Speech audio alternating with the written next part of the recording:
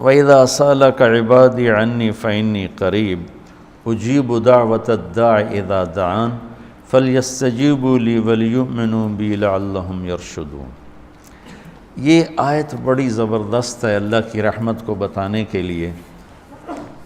ساڈی تا جی سندا ہی کوئی نہیں، یہ عام لوگ جی ساڈی تا رب سندا ہی کوئی نہیں، رب سب کی سنتا ہے، یہ یہاں بتانا ہے۔ وَإِذَا ان نہیں، ان شرط ہے اور اذا ظرفیت ہے، تو ان کی بجائے اذا سے ایک دم اللہ کی رحمت کا دروازہ کھلتا ہوا نظر آتا ہے۔ اذا سألک، عنی پہلے ہونا چاہیے، عبادی بعد میں ہونا چاہیے۔ جب میرے بارے میں میرے بندے پوچھیں، اللہ کو صحابہ نے سوال کیا، یسألونک یسألونک یسألونک، کتنا قرآن میں ہے، یسألونک عن المحیض قل هو اذی، یسألونک عن الانفال قل الانفال للہ والرسول، یسألونک عن الاہلہ قل ہی مواقیت للناس، یسألونک عن الیتامی قل اصلاح لہم۔ جتنے بھی صحابہ نے سوال کیے وہ آئے ہیں یسألونک، یہ آپ سے پوچھتے ہیں، ٹھیک ہو گیا؟ تو یا حبیبی یا محمد قل، آپ کہیے، یہ جواب ہے۔ یہ سارے قرآن میں طرز ہے، کچھ 14 کے 18 دفعہ یسألونک کا لفظ آیا ہے۔ صحابہ نے سوال کیا، اللہ کدھر ہے؟ قریب ہے تو مناجات کریں، دور ہے تو زور سے پکاریں۔ تو اس پر آیت یوں اترنی چاہیے تھی، یسألونک عنی، جیسے باقی آ رہا ہے سارے سوالوں کا جو لفظ آیا ہے یسألون، آپ سے پوچھتے ہیں، تو یہاں بھی ہونا چاہیے تھا آپ سے پوچھتے ہیں عنی، میرے بارے میں، قل، تو آپ کہیے ہوا قریب، کہ وہ تمہاری قریب ہے۔ یہ میری بات سمجھ میں آئی؟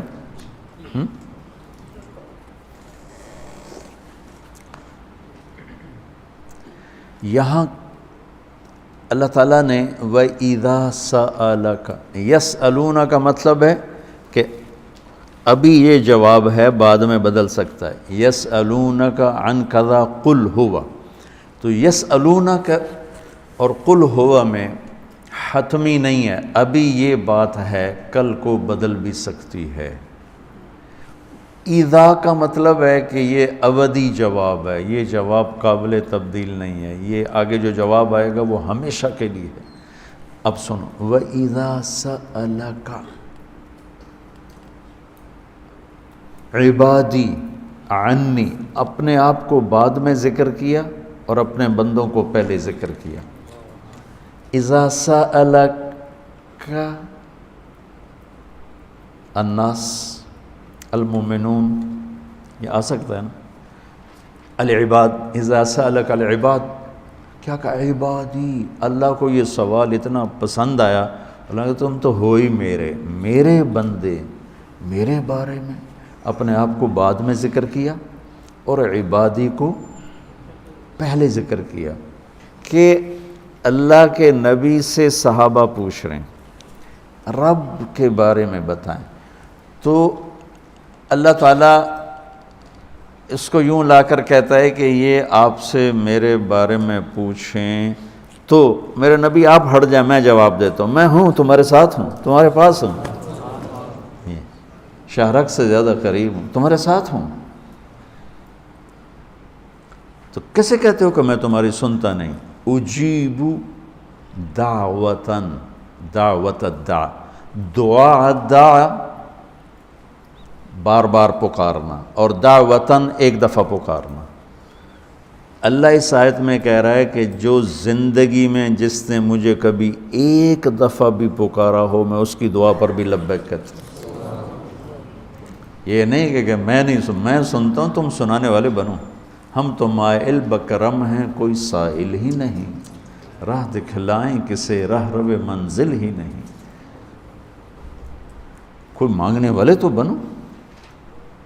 اور میں قربان جاؤں، اس نے مانگنے کے لیے تقوی نہیں مانگا، کتنی عجیب بات۔ اللہ کو پتہ ہے ہر آدمی تو تقوی والا نہیں ہو سکتا، نہیں، اور ہر آدمی علامہ بھی نہیں ہو سکتا، تہجد گزار بھی نہیں ہو سکتا ہے، نمازی بھی نہیں ہو سکتا ہے۔ ایک کام ہر آدمی کر سکتا، اللہ نے وہ لگا دیا، مسلمان ہونا بھی نہیں لگایا۔ مسلمان ہونا بھی، ہندوؤں کو کوئی اور رب دے گا، ان کو تو اللہ ہی دے گا۔ تو میں قربان جاؤں، کہتا امن یجیب المضطر اذا دعاہ، بس مجھے آنسو بہا کے دکھا دے، پھر تو ہندو ہے، سکھ ہے، مسلم ہے، عیسائی ہے، آ جاؤں گا، میں آ جاؤں گا۔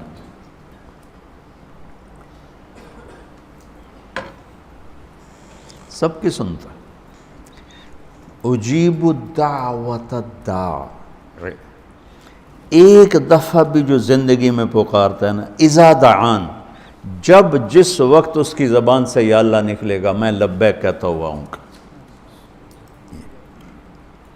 تو اس آیت میں بڑی تسلی اللہ نے دی ہے، بڑی تسلی دی ہے کہ اللہ کو پکارو، اللہ سے، صرف اللہ سے مانگو، صرف اللہ سے مانگو۔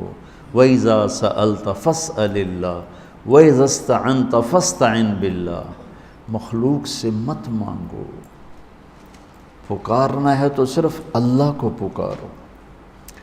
اللہ نے خوبصورت مثال دی، ان الذین تدعون من دون اللہ لن یخلقوا ذبابا، اللہ تعالیٰ فرماتا ہے مجھے چھوڑ کر میرے بنائے ہوئے بندوں سے مانگتے ہو، ان سے کہو ایک مکھی بنا کے دکھا دیں، اگر یہ ایک مکھی بنا کے دکھا دیں تو میں نے چھاڑ دیا نہ تو کل مانگ لوے۔ ارے یہ مکھی کی ایک ٹانگ نہیں بنا سکتا، تو تم ان سے کیوں مانگتے ہو؟ ان سے مانگو، اس سے مانگو جس نے انہیں بنایا۔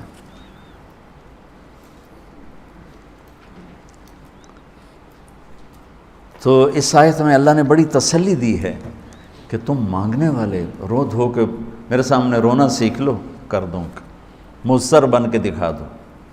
دعا تو ایک پکار، ایک فریاد ہے، عرش کو ہلا دے، اگر کوئی تڑپ کے اللہ کو دکھا دے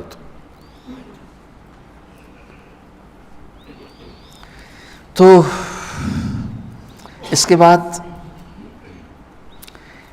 ایک بڑی خوبصورت بات آئی ہے، وہ بتانا چاہتا ہوں۔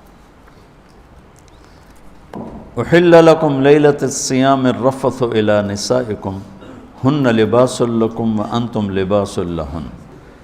دنیا میں جو اللہ نے رشتے بنائے ہیں ان میں سب سے اہم، بنیادی، بڑا رشتہ خامند اور بیوی ہے۔ میں یہ کہاں سے بات کرتا ہوں؟ پڑھی ہوئی بات نہیں میری، قرآن سے استنباط ہے، اس طرح پر کہ والدین کے لیے چند آیات، بچوں کے لیے چند آیات، بہن بھائیوں کے لیے چند آیات، وراثت کے لیے 2 رکوع ہیں، اس میں سب کا ہی ذکر ہے، اور خامند اور بیوی کے لیے سینکڑوں آیات۔ اسی صورت میں، اسی پارے میں آگے جا کر 13، 14، 15 3 رکوع مسلسل خامند بیوی، خامند بیوی، خامند بیوی کہ جھگڑا ہو گیا ہے اور صلح نہیں ہو رہی، طلاق تک نوبت پہنچی ہے، تو اللہ نے طلاق دینے کا بھی طریقہ بتایا،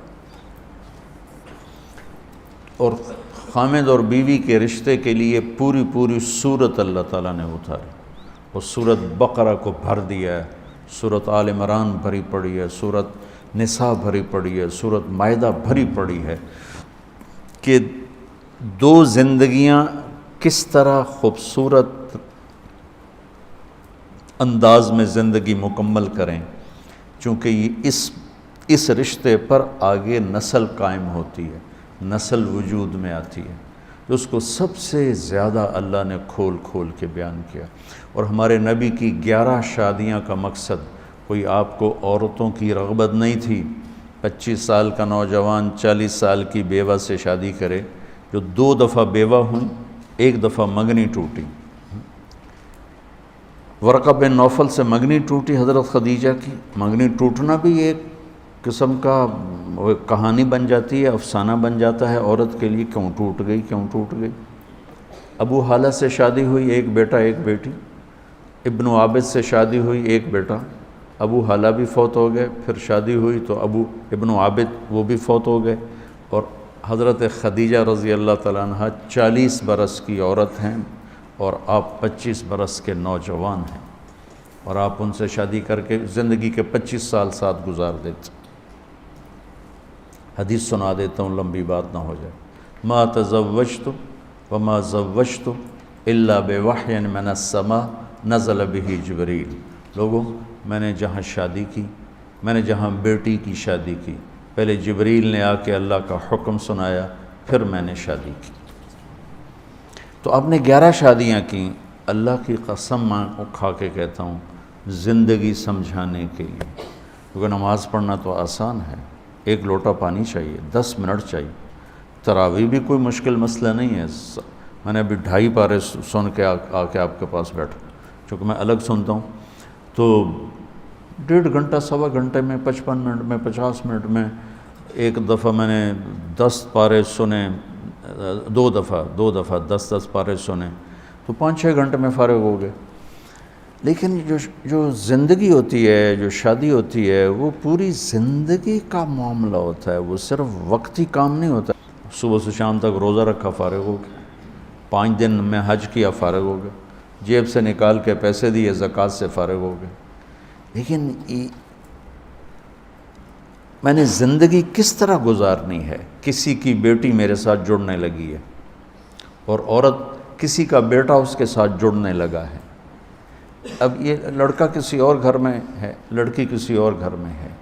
اس کی اپنی عادات ہیں، اس کی اپنی عادات. یہ دونوں کس طرح چلیں، اس پر قرآن نے سینکڑوں آیات بیان کی. اور یہ میرا المیہ ہے، میرا دکھ ہے، اور پوری قوم کا المیہ ہے کہ ہم نے لوگوں کو معاشرت نہیں سمجھائی. عبادات عبادات عبادات عبادات. جس چیز کی کوشش کی وہ وجود میں آ گئی. فقہ ہماری ضرورت ہے تو وجود میں آ گئی. اور تبلیغ کے لیے نکلنا، لوگوں کو اللہ کی بات سنانا ہماری ضرورت ہے. جب کوشش کی تو وہ چیز وجود میں آ گئی. اور تزکیہ ذکر کے بغیر نہیں ہو سکتا، صحبت کے بغیر نہیں ہو سکتا. جب اس کی کوشش کی گئی تو وجود میں آ گئی.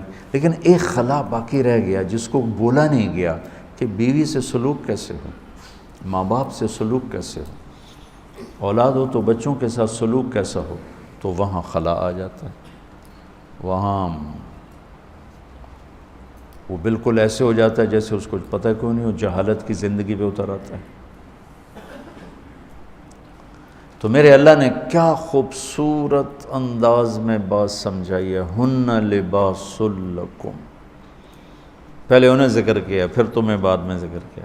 وَأَنْتُمْ لِبَاسٌ لَهُنْ. پہلے ان کو لائے ہیں، بعد میں تمہیں لائے. پہلے عورت کو لائے ہیں، پھر مرد کو لائے ہیں. عام طور پر مجھے نا وہ اب تو میں ڈاک پڑھتا ہی نہیں ہوں تو موقع نہیں ملتا، لیکن ان میں خطوط آتے ہیں کہ آپ صرف عورتوں کے پیچھے پڑے، ان کے بیان کرتے ہیں حقوق کا، مردوں کے بیان ہی نہیں کرتے. میں دونوں بیان کرتا ہوں، لیکن عورت کمزور ذات ہے اور اس پر ظلم اور زیادتی کی انتہا ہے کہ خامن بدتمیز ہے، مارتا ہے، شادی کر کے بھی زنا کرتا ہے. تو میں اس کا علاج کیا کروں؟ وہ میرے سامنے روتی ہیں، چیختی ہیں، چلاتی ہیں. تو 100 کیس جب میں سنتا ہوں تو اس میں 95 ہوتے ہیں جو لڑکا، اس کے والدین کی زیادتی نہیں ہوتی، ظلم ہوتا ہے. اور 5 ایسے ہوتے ہیں جس میں لڑکی اور اس کے والدین کی زیادتی اور ظلم ہوتا ہے. تو جو چیز زیادہ ہو رہی پھر اس کو میں زیادہ بیان کرتا ہوں. میں اسی معاشرے میں پروان چڑھوں. میں کون سا کوئی ہوائی مخلوق ہوں کہ میں کسی اور سیارے سے آ گیا اور مجھے پتہ کوئی نہیں. یہ جو جوائنٹ فیملی سسٹم ہے یہ کسی زمانے میں بہت اچھا تھا. اب یہ مصیبت ہے، بہت بڑی مصیبت، کہ کوئی کسی کے حقوق کی رعایت نہیں کرتا، ٹانگ اڑانا اپنا فرض سمجھتا. جیسے کہتے ہیں نا لوچ تلنا، لوچ تلنا. یہ لوچ تلے ہی تلے، اس تو بغیر وہ رہ نہیں سکتا. شریعت اس کا تقاضا کرتی ہے کہ بچہ بچی الگ زندگی گزارنا چاہیں تو ان کو والدین ان کو گنجائش دیں. اگر اس کی گنجائش نہیں ہے، مطلب میری شادی ہوتی ہے، میری بیوی مجھ سے کہتی ہے کہ مجھے الگ گھر چاہیے اور میرے پاس پیسے ہیں تو میں اس کو لے کر دوں گا، یہ اس کا میرے اوپر حق ہے. اگر میرے اتنی گنجائش نہیں ہے تو میں اس کو کرائے پر لے کر دوں گا. جیسے عرب میں، شیخ اپنے رمزی سے پوچھ لو، تمہارے استاد عرب ہیں، جب تک لڑکا الگ گھر نہیں بناتا شادی نہیں ہوتی، چاہے کرائے پر لے الگ رکھے۔ کیا وجہ ہے؟ کہ اس بچی نے گھر چھوڑ کے آنا ہے، اور اگو کتھائیں ماسی بیٹھی ہوئے، کتھائیں دادی بیٹھی ہوئے، کتھائیں پھپھی بیٹھی ہوئے، کتھائیں بہن بیٹھی ہوئے، کتھائیں چاچا، کتھائیں دادا حکا گڑکندہ بیٹھا ہوئے وہ بیچاری تو مسلی گئی۔ تو میری ماں نے نہیں پوچھا، تو میرے ابے نے نہیں پوچھا، تو میری ماسی نے نہیں پوچھا، تو میری بہنوں نے نہیں پوچھا، میں کوئی باہر سے آیا ہوں جو مجھے پتہ نہیں۔ تو اس لیے شریعت کیا کہتی ہے کہ الگ گھر، تاکہ دو زندگیاں چلنا تو آسان ہے، اور ایک زندگی آ کر 10 زندگیوں سے ملے تو وہ تو مصیبت ہے۔ جب کبھی حسن سلوک تھا تو بہت اچھا تھا، اب تو یہ ایک عذاب ہے۔ پھر وہ کیا کرے؟ اگر الگ کرائے پر بھی نہیں لے کے دے سکتا تو پورشن اپنے گھر میں الگ اس کو کر کے دے، 2 کمرے ہوں، ٹوائلٹ ہو، کچن ہو، اس کی پرائیویسی ہو، اس کی علیحدگی میں اپنا میاں بیوی بیٹھ سکیں، بات کر سکیں۔ اگر اس کی بھی گنجائش نہیں تو 1 کمرہ، 1 کچن، 1 ٹوائلٹ، یہ حق واجب ہے۔ اگر اس کی بھی گنجائش نہیں تو پھر تسبیح پڑھے تھے، روزے رکھے، کسی دی بیٹی تم برباد نہ کریں۔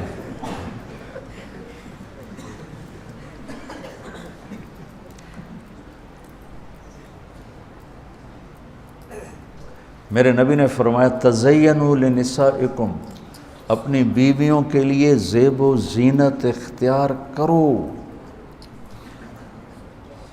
تزینوا لنسائکم، اپنی بیویوں کے لیے زیب و زینت اختیار کرو کہ ان اول فتنۃ فی بنی اسرائیل، بنی اسرائیل میں عورتیں غلط راستوں پہ اس وقت چلیں جب ان کے خامدوں نے اپنے آپ کو سنوارنا چھوڑ دیا تو وہ غیر مردوں کی طرف مائل ہو گئی۔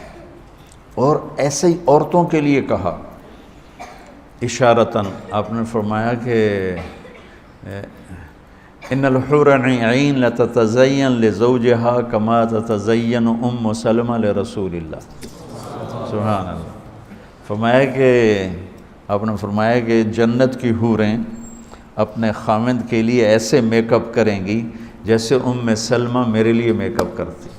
سبحان اللہ، میرے نبی دین سکھا رہے ہیں، یہ دین بتا رہا ہوں۔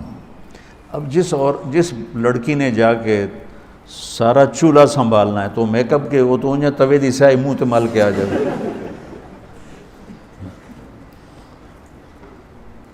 یہاں سے ہمارے جاننے والوں کی بچی انگلینڈ، چونکہ یہیں کے لوگ وہاں گئے ہوئے ہیں، تو وہ معاشرت ان کی وہی ہے، وہی دیسی پنا، وہی لڑائی جھگڑے۔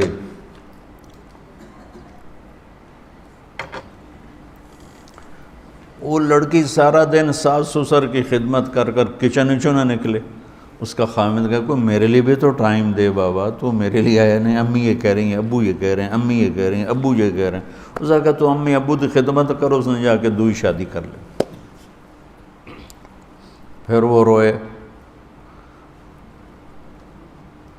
تو بچوں میری باتیں اوپری سی ہیں چونکہ کوئی یہ باتیں کرتا نہیں، لیکن میں اللہ کے فضل و کرم سے کوئی بات شریعت سے ہٹ کر اپنے میرا یہ رائے ہے اور میری یہ رائے نہیں ہے، میں یہ قرآن سامنے پڑھا ہوا ہے۔ ہن لباس لکم وانتم لباس لہن، تیری بیوی تیرا لباس ہے، اور اللہ اسے کہہ رہا ہے تیرا خاوند تیرا لباس ہے۔ اب اسی سے ایک بات سمجھو، جو میں نے کہا کہ یہ جوائنٹ فیملی سسٹم میں اگر رہنا ہے تو پھر اللہ یہ ہاتھ جوڑتا ہوں والدین کو کہ بچوں کی زندگی میں دخل نہ دیں، بیٹھی کیویں اٹھیندی کیویں۔ اچھا اب سنو، اللہ کہہ رہا ہے تمہارا لباس ہے تیری بیوی۔ یہ بتاؤ میرے اور میرے لباس کے درمیان کوئی حائل ہے؟ میرے اور میرے لباس کے درمیان کوئی دوسری چیز ہے؟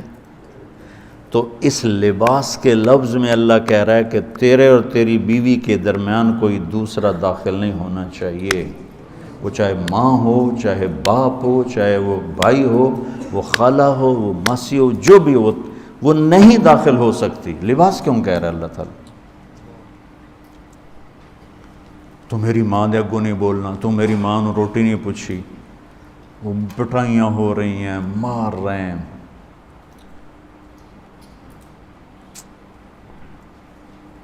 دوسری طرف بھی ہے کہ جانے والی ایسی بدتمیز بد زبان ہوتی ہے اور اس کے والدین اتنے بے وقوف ہوتے ہیں کہ شادی کے بعد بھی لڑکی کو اپنے کنٹرول میں رکھنے والے والدین اپنی بیٹیوں کے گھر برباد کر دیتے۔ یہ کیسز بھی ہیں۔ شادی کر لی، اب خامد اور اس کو زندگی گزارنے دو، پیچھے سے ماں اس کے کان مروڑتی رہتی ہے تو اپنی بیٹی کا گھر خود ہی برباد کر دیتی۔